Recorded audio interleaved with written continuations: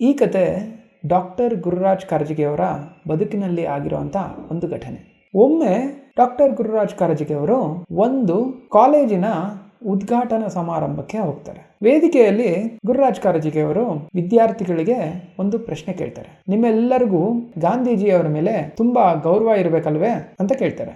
ಆಗ ನೂರಾರು ಜನ ವಿದ್ಯಾರ್ಥಿಗಳು ಅವ್ರಿಗೆ ಗಾಂಧೀಜಿಯವರ ಮೇಲೆ ಗೌರವವಿಲ್ಲ ಅಂತ ಹೇಳ್ತಾರೆ. ಆಗ ಗುರುರಾಜ್ ಕರ್ಜಿಗಿಯವರು ಒಬ್ಳು ಹುಡುಗಿನ ವೇದಿಕೆ ಮೇಲೆ ಕರೀತಾರೆ. ಆಗ ಕೇಳ್ತಾರೆ, ಏನಕ್ಕೆ ಗಾಂಧೀಜಿಯವರ ಮೇಲೆ ಇಷ್ಟು ಕೋಪ ಅಂತ.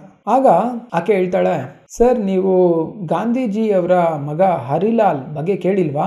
ಒಬ್ಬ ಮಗನಿಗೆ ಸರಿಯಾದ ತಂದೆ ಆಗದವನು ದೇಶಕ್ಕೆ ಹೇಗೆ ತಂದೆ ಆಗ್ತಾನೆ ಅಂತ ಹೇಳ್ತಾಳೆ. ಅದರ ಮೇಲೆ ದೇಶ ವಿಭಜನೆ ಆಗೋದಕ್ಕೆ ಅವರೇ ಕಾರಣ ಅಂತ ಹೇಳ್ತಾಳೆ. ಸದಾ ಚಳುವಳಿ, ಸದಾ ಸತ್ಯಾಗ್ರಹ ಅಂತ ಹೇಳಿ ನಮ್ಮನ್ನೆಲ್ಲ ಸೋಂಬೇರಿ ಮಾಡಿ ಇಟ್ಬಿಟ್ರು ಅವರು ಅಲ್ವೇ ಅಂತ ಕೇಳಿದಾಗ ಗುರುರಾಜ್ ಕರ್ಜಿಯವರು ಶಬಾಷ್ ಶಬಾಷ್, ಹಾಗಾದ್ರೆ ಗಾಂಧೀಜಿ ಅವ್ರಿಗೆ ಎಷ್ಟು ಜನ ಮಕ್ಕಳಮ್ಮ ಅಂತ ಕೇಳ್ತಾರೆ. ಆಗ ಅವಳು ಸರಿಯಾಗಿ ಗೊತ್ತಿಲ್ಲ ಸರ್ ಅಂತ ಹೇಳ್ತಾಳೆ.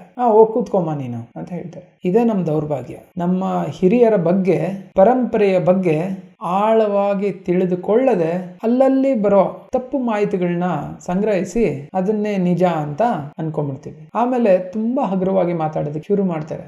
ಅಂತ ಯುವ ಜನರು ಈ ನಡುವೆ ತುಂಬಾ ಆಗಿದ್ದಾರೆ. ಗುರುರಾಜ್ ಕರ್ಜಿಗಿಯವರ ಸುಮಾರು 15-20 ವರ್ಷಗಳ ಹಿಂದೆ ಸ್ವೀಡನ್ ದೇಶದಿಂದ 16 ಜನ ವಿದ್ಯಾರ್ಥಿಗಳು ಭಾರತಕ್ಕೆ ಪ್ರವಾಸದ ಮೇಲೆ ಬಂದಿರ್ತಾರೆ. ಅವರು ಎಲ್ಲ ಕ್ಷೇತ್ರಗಳನ್ನು ಸಂದರ್ಶಿಸಿ ಕೊನೆಗೆ ಬೆಂಗಳೂರಿಗೆ ಬಂದಿರ್ತಾರೆ. ಆಗ ಈ ವಿದ್ಯಾರ್ಥಿಗಳು ಡಾಕ್ಟರ್ ಗುರುರಾಜ್ ಕರ್ಜಿಗಿಯವರನ್ನ ಭೇಟಿ ಮಾಡ್ತಾರೆ. ಆಗ ಗುರುರಾಜ್ ಕರ್ಜಿಗಿಯವರನ್ನ ಭೇಟಿ ಮಾಡಿದಾಗ ಗಾಂಧೀಜಿ ಅವರ ಮೇಲೆ ತೋರಿಸಿದ ಆಸಕ್ತಿ ಮತ್ತು ಗೌರವ ಎಂಥವ್ರನ್ನೇ ಆಗಲಿ ಆಶ್ಚರ್ಯ ಮಾಡುತ್ತೆ. ಆಗ ಗುರುರಾಜ್ ಕರ್ಜಿಗಿ ಅವರು ಕೇಳ್ತಾರೆ, ನಿಮಗೆ ಗಾಂಧೀಜಿಯವ್ರ ಮೇಲೆ ಎಷ್ಟು ಗೌರವ ಇದೆ?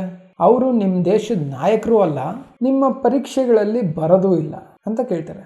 ಆಗ ಒಬ್ಳು ಹುಡುಗಿ ನಿಂತ್ಕೊಂಡು ಹೇಳ್ತಾಳೆ, ನಾನು 3 ಕಾರಣಗಳಿಗೆ ಗಾಂಧೀಜಿಯವ್ರ ಮೇಲೆ ಅಧ್ಯಯನ ಮಾಡ್ತಿದ್ದೀನಿ ಅಂತ ಹೇಳ್ತಾಳೆ. ಆ 3 ಕಾರಣಗಳು ಕೇಳಿ ಗುರುರಾಜ್ ಕರ್ಜಿಗಿ ಅವರು ಮನಸ್ಸು ಕರಗಿ ಕೈ ಮುಗ್ದೆ ಬಿಟ್ರಂತೆ. ಆಮೇಲೆ ಗುರುರಾಜ್ ಕರ್ಜಿಗಿ ಅವರು ಹೇಳ್ತಾರೆ, ಇಷ್ಟೊಂದು ವಿಷಯ ನಮ್ಮ ದೇಶದ ಯುವ ಜನರಿಗೆ ಗೊತ್ತಿಲ್ಲ, ಗೊತ್ತಿದ್ರೆ ಎಷ್ಟು ಸಂತೋಷವಾಗಿರ್ತಾ ಇತ್ತು.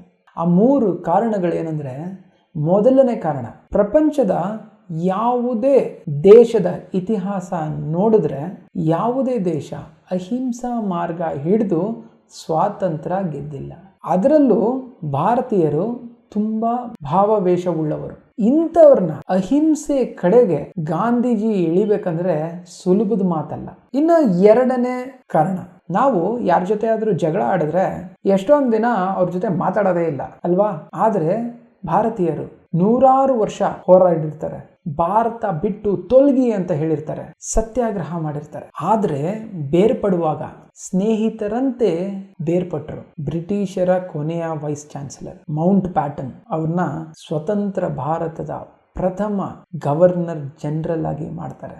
ಗಾಂಧೀಜಿ ಅವ್ರ ವೈರಿಗಳನ್ನ ಹೇಗೆ ಸ್ನೇಹಿತರನ್ನಾಗಿ ಬದಲಾಯಿಸ್ತಾರೆ ಅನ್ನೋದೇ ಎರಡನೇ ಕಾರಣ. ಇನ್ನ 3ನೇ ಕಾರಣ ಎಷ್ಟೊಂದು ಭಾರತೀಯರಿಗೆ ಗೊತ್ತಿಲ್ಲ.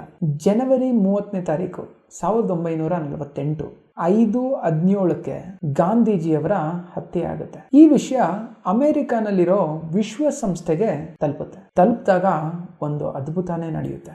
ಆಗಿನ ಕಾರ್ಯದರ್ಶಿಗಳು ಯಾವುದೇ ಅಧಿಕಾರದಲ್ಲಿ ಇರದಿದ್ದ ಒಬ್ಬ ವ್ಯಕ್ತಿಯ ಗೌರವಕ್ಕಾಗಿ ಎಲ್ಲ ದೇಶದ ಧ್ವಜಗಳನ್ನ ಅರ್ಧಕ್ಕೆ ಇಳಿಸಿದ್ದು ಅದೇ ಮೊದಲ ಬಾರಿ ಮತ್ತು ಕೊನೆಯ ಬಾರಿ. ಯಾಕೆ ಹೀಗೆ ಮಾಡಿದ್ರಿ ಅಂತ ವಿಶ್ವಸಂಸ್ಥೆಯ ಕಾರ್ಯದರ್ಶಿಗಳಿಗೆ ಕೇಳಿದಕ್ಕೆ ಅವ್ರು ಹೇಳ್ತಾರೆ, ನಾವು ಗಾಂಧೀಜಿಯವರ ಹತ್ಯೆಗೆ ದುಃಖಿಸುತ್ತಿಲ್ಲ, ಮಾನವೀಯತೆ ಸತ್ತು ಹೋಯ್ತಲ್ಲ ಎಂಬ ದುಃಖ. ಗಾಂಧೀಜಿ ಅಂತ ಮಹಾತ್ಮನನ್ನು ಕೊಲ್ಲುವುದಾದರೆ ಮಾನವೀಯತೆ ಸತ್ತು ಹೋದಂತೆ ಅಂತ ಹೇಳ್ತಾರೆ. ಈ ಮಹಾತ್ಮರ ಜೀವನದ ಬೆಲೆಯನ್ನು ಅರಿತುಕೊಳ್ಳೋ ಅರ್ಹತೆ ಬೆಳೆಸ್ಕೊಳ್ಳೋಣ, ಹೆಮ್ಮೆ ಪಡೋಣ. ಈ ಕತೆ ನಿಮ್ಮೆಲ್ಲರಿಗೂ ಇಷ್ಟ ಆಯಿತು ಅಂತ ಭಾವಿಸ್ತೀನಿ. ಇಷ್ಟ ಆಗಿದ್ರೆ ಲೈಕ್ ಮಾಡಿ, ಶೇರ್ ಮಾಡಿ. ನಾನು ನಿಮ್ಮ ಶ್ರೀಧರ್ ಗಂಗಾಧರ್ ಮತ್ತೊಂದು ಅದ್ಭುತ ಕಥೆಯೊಂದಿಗೆ ನಾಳೆ ಸಿಗ್ತೀನಿ. ಅಲ್ಲಿಯವರೆಗೆ ಸಬ್ಸ್ಕ್ರೈಬ್ ಮಾಡೋದನ್ನು ಮಾತ್ರ ಮರಿಬೇಡಿ.